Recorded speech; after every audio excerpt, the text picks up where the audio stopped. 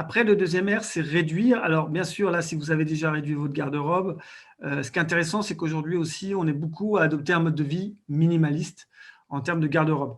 Je pense que c'est encore plus fréquent peut-être chez les femmes, mais on s'aperçoit qu'on a beaucoup de vêtements qu'on ne met pas forcément. C'est un peu la règle des 80-20. Il y a 20% des vêtements qu'on va mettre 80% du temps et le reste, on ne les met quasiment pas. Et donc là, c'est intéressant voilà, de réduire sa garde-robe, de mieux cibler et de manière à porter ces vêtements plus souvent. C'est l'approche un peu voilà, garde-robe minimaliste. Là, on voit aussi beaucoup ce qu'on appelle la capsule wardrobe en anglais. C'est assez à la mode. Je suis sûr que voilà, ceux qui nous écoutent connaissent bien. Et après, l'autre chose à en réduire, c'est que quand on achète un vêtement, c'est pas anodin. C'est que le vêtement, il va avoir un impact bien après. C'est l'analyse de cycle de vie. Et je pense en particulier à tout ce qui est entretien, machine à laver, repassage, pressing. Et là aussi, c'est un impact.